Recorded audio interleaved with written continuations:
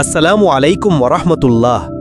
আজকের পর্বে আমরা পবিত্র কুরআনের এক অনন্য ও শিক্ষণীয় সূরা ইউসুফ নিয়ে বিস্তারিত আলোচনা করব।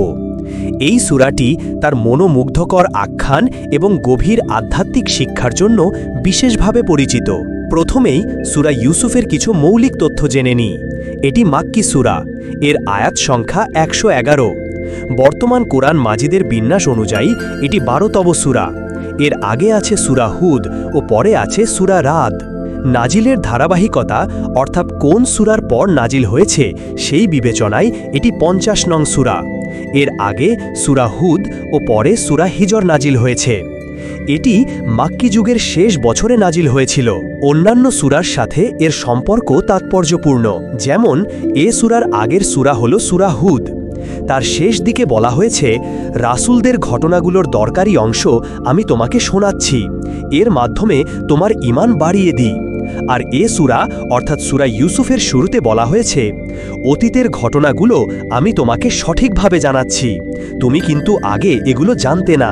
এই সূরার শুরু এবং শেষের মধ্যেও একটি চমৎকার যোগসূত্র রয়েছে। সূরার শুরুতে আল্লাহ তাআলা বলেন, অতীত নবী রাসূলদের ঘটনাগুলো আমি তোমাকে সঠিকভাবে জানাচ্ছি। আর শেষের ঘটনার শেষে তিনি জানালেন, নবী রাসূলদের ঘটনাগুলোতে বুদ্ধিমানদের জন্য পরম শিক্ষা আছে। এই আখ্যানের মাধ্যমে শুরু শেষের আলোচনায় সূরাটি পূর্ণতা পেয়েছে। এবার আমরা সূরা ইউসুফের শানে নুজুল বা নাজিলের প্রেক্ষাপট সম্পর্কে জানব। নবীজি সাল্লাল্লাহু আলাইহি ওয়াসাল্লামের মাক্কি জীবনের শেষ দিনগুলোতে নাজিল হয় এই সূরা। ততদিনে মক্কার মুশরিকরা নবীজিকে হত্যা করা অথবা দেশ ছাড়া করা আর না হয় জেলে বন্দী করে রাখার ষড়যন্ত্র অনেকটাই পাকাপাকি করে ফেলেছিল। সেই সময় ফন্দি করে কয়েকজন মুশরিক এলো নবীজির কাছে। নবীজিকে আটকাতে ওরা জিজ্ঞেস করল, তুমি যদি সত্যিকার নবী হয়ে থাকো তাহলে বলো তো, ইয়াকুব আলাইহিস সালাম নবীর সন্তানরা কি করে ফিলিস্তিন ছেড়ে মিশরে গেল, ঘটনাটা কি? ওরা ভেবেছিল নবীজি সাল্লাল্লাহু আলাইহি ওয়াসাল্লাম ওদের এই প্রশ্নের উত্তর দিতে হিমশিম খাবেন। কিন্তু আল্লাহ তার রাসূলকে সত্য প্রমাণ করলেন, নাজিল করলেন গোটা একটি সূরা। আল্লাহ শুধু মুশরিকদের জিজ্ঞাসার জবাব দেননি, বরং ঘটনার ধারা বিবরণীটিও মুশরিকদের সাথে কেমন খাপ খাইয়ে দিলেন। মুশরিকরা ইউসুফের ভাইয়েরা মিলে যেমন ইউসুফকে হত্যা অথবা দেশ ছাড়া করার প্ল্যান করেছিল, তোমরাও আমার নবীর বিরুদ্ধে সেই একই ষড়যন্ত্র করছ। এভাবে একদিকে যেমন ওদের জিজ্ঞাসার জবাব দিলেন, অপরদিকে ওদের ষড়যন্ত্রের ব্যাপারে ইঙ্গিত দিয়ে ওদেরকে বড়সড় একটা ধাক্কাও দিলেন। তবে এ সূরার অন্য একটি শানে নুজুলও এসেছে তাফসিরের কিতাবে। কোরআন নাজিল শুরু হওয়ার পর প্রায় ১২ বছর কেটে গেল। একদিন কিছু সাহাবী রাদিয়াল্লাহু আনহুম বললেন, হে আল্লাহর রাসূল, আমাদেরকে যদি দু একটি ঘটনা শোনাতেন। সাহাবীদের ঘটনা শোনবার এই তৃষ্ণা মেটাতেই নাজিল হয় সূরা ইউসুফ। তথ্যসূত্র কুরতুবী তাফসির ৯/১১৮, বিকাই নাজমুদ্দুরার ১০/২। সূরা ইউসুফের মূল বার্তাগুলোকে আমরা কয়েকটি অংশে ভাগ করতে পারি। ১. পরীক্ষা। একের পর এক পরীক্ষার মুখোমুখি হয়েছেন নবী ইউসুফ আলাইহিসসালাম ও তার বাবা ইয়াকুব আলাইহিসসালাম। ২. আল্লাহর পরিকল্পনায় ভরসা। প্রতিবারই তারা নিজেদের সান্ত্বনা দিয়েছেন এই বলে, নিশ্চয় আল্লাহর পরিকল্পনা সর্বোত্তম। এবং ৩. সম্মান ও মুক্তি। আল্লাহর উপর পুরোপুরি ভরসা রাখায় আল্লাহ তাদেরকে সম্মানিত করেছেন। এই সূরার ফজিলত বা মাহাত্ম্য অপরিসীম। একবার এক লোক এলো নবীজি সাল্লাল্লাহু আলাইহি ওয়াসাল্লামের কাছে, এসে বলল, হে আল্লাহর রাসূল, আমাকে কোরআন পড়িয়ে দিন। নবীজি তখন তাকে বললেন, যে সূরাগুলোর শুরুতে আলিফ লাম র আছে সেগুলো থেকে ৩টা পড়ো। তথ্যসূত্র আবু দাউদ ১৩৯৯, ইবনুল হিসান ৬৬৮৮, সহিহ। তো সেরকম একটি সূরাই হল সূরা ইউসুফ। এটি একটি পরিপূর্ণ তথা কম্প্রিহেন্সিভ সূরা। এতে একদিকে যেমন আল্লাহর ওপর পুরোপুরি ভরসা করার নানান উদাহরণ উঠে এসেছে, অপরদিকে এতে আছে তাওহীদ তথা অসংখ্য রবের গোলামি বাদ দিয়ে এক আল্লাহর গোলামি করার ঘোষণা। সূরা ইউসুফ আমাদের একটি গুরুত্বপূর্ণ কার্যকারণ সম্পর্ক বা কজ অ্যান্ড এফেক্ট শিক্ষা দেয়। যে কোনো আপদ বিপদে যদি কোনো অভিযোগ অনুযোগ ছাড়া উত্তমভাবে ধৈর্য ধরা যায়, তবে আশা করা যায় আল্লাহ সম্মানের সাথে বিপদ থেকে উদ্ধার ও বিরাট প্রতিদানের ব্যবস্থা করে দেবেন। এবার আমরা সূরা ইউসুফের গতিপথ বা সেন্ট্রাল থিম নিয়ে আলোচনা করব। এর মূল বিষয় হল আল্লাহর নিখুঁত জ্ঞান এবং তার তাকদীর বা পরিকল্পনা কখন থেকে কাজ শুরু হয়েছে তা অনুধাবন করা। ১. স্বপ্ন। আল্লাহ তাআলা ইউসুফ আলাইহিস সালামকে একটি স্বপ্ন দেখালেন। সেই স্বপ্নের মাঝে ছিল নবী ইউসুফ ও ইয়াকুব আলাইহিমাস সালামের জন্য বিশেষ ইঙ্গিত। ২. আল্লাহর পরিকল্পনা বোঝা। প্রত্যেকটি কঠিন পরীক্ষায় তিনি ধৈর্য ধরেছিলেন, কেননা তিনি বুঝতে পারছিলেন যা কিছু ঘটছে বা ঘটতে দেখছেন তার আড়ালেও কিছু ঘটছে। ৩. ক্ষমা প্রদর্শন। আল্লাহর পরিকল্পনায় ভরসা রাখবার একটা অন্যতম দিক হল প্রতিশোধ নেওয়ার সুযোগ থাকা সত্ত্বেও ক্ষমা করে দেওয়া। ৪. সময় বা টাইমিং। ইয়াকুব আলাইহিস সালাম তার মানসিক যন্ত্রণা সত্ত্বেও আসমানি ফয়সালার অপেক্ষায় ছিলেন, তাড়াহুড়ো করেননি। তিনি জানতেন আল্লাহর নির্ধারিত সময়ের আগে কিছুই ঘটবে না। সূরা ইউসুফের আয়াতগুলোতে ঘটনার যে প্রবাহ আমরা দেখি তা অত্যন্ত শিক্ষণীয়। আয়াত ১ থেকে ৩, পবিত্র কোরআনে বলা সঠিক ইতিহাস জানার সর্বোত্তম উপায়। আয়াত ৪ থেকে ১৮, ছেলেবেলায় ইউসুফ আলাইহিস সালামের দেখা স্বপ্ন, তাকে নিয়ে তার ভাইদের চক্রান্ত ও তাকে কুয়ায় নিক্ষেপের ঘটনা। আয়াত ১৯ থেকে ৩৪, ঘটনাচক্রে মিশরের ক্ষমতাসীন পরিবারে তার আশ্রয় লাভ এবং সেখানে তার স্ত্রীর ছলনা ও চক্রান্তের কারণে ভীষণ পরীক্ষার মুখোমুখি হওয়া। আয়াত ৩৫ থেকে ৪২, নির্দোষ প্রমাণিত হওয়ার পরও ইউসুফ আলাইহিস সালামকে কারাগারে পাঠানো এবং সেখানে দুজন যুবককে তাওহীদের দাওয়াত প্রদান। আয়াত ৫৩ থেকে ৫৭, কারাগারে বসে ইউসুফ আলাইহিস সালাম সম্রাটের স্বপ্নের ব্যাখ্যা দিলেন, যার মাধ্যমে আল্লাহ তার জেল মুক্তির ব্যবস্থা করে দেন। আয়াত ৫৮ থেকে ৯৮, পরবর্তীতে ইউসুফের সাথে তার ভাইদের সাক্ষাৎ, ভাইদের নিজেদের ভুল বুঝতে পারা এবং ইউসুফ কর্তৃক ভাইদের ক্ষমা করে দেওয়া।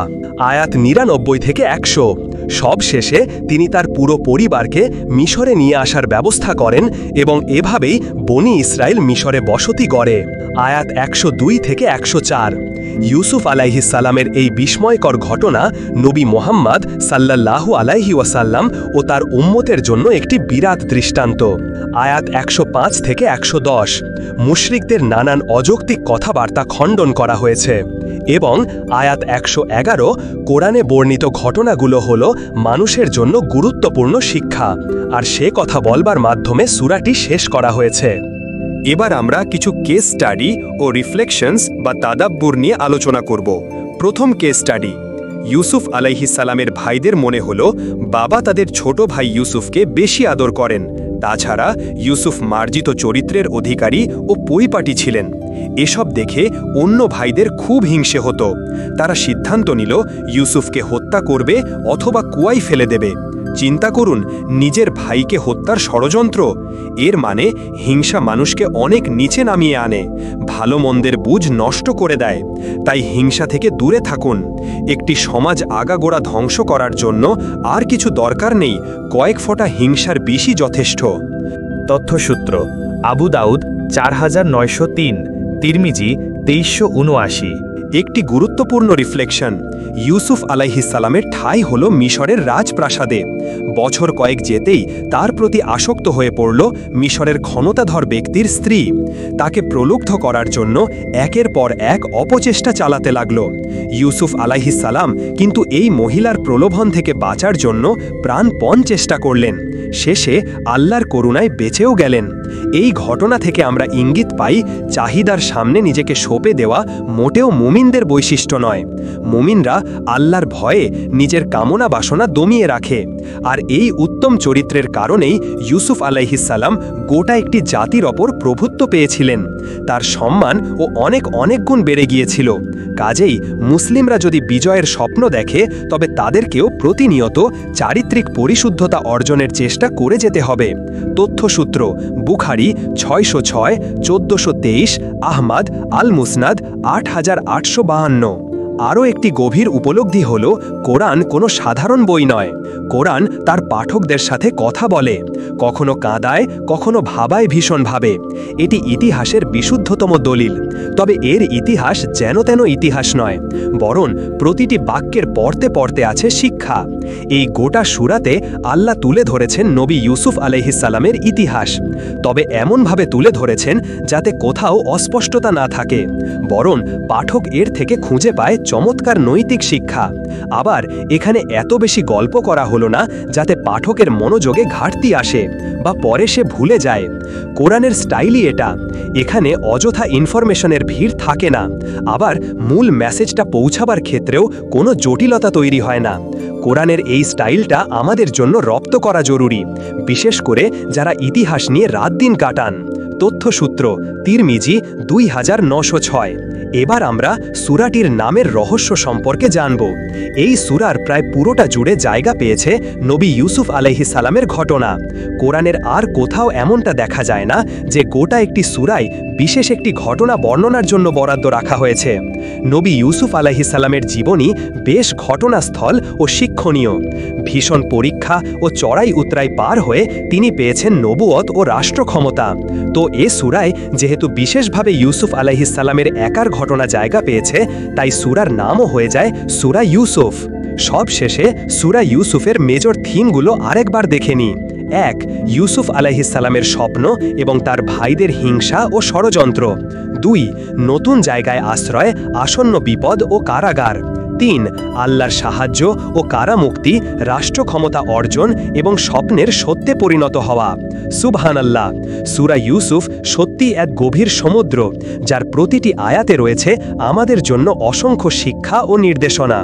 আল্লাহ সুবহানাহু ওয়া তাআলা আমাদের সবাইকে এই সূরা থেকে শিক্ষা গ্রহণ করে নিজেদের জীবনকে আলোকিত করার এবং ধৈর্য, প্রজ্ঞা ও আল্লাহর প্রতি অগাধ বিশ্বাসের সাথে সকল পরিস্থিতি মোকাবেলা করার তৌফিক দান করুন।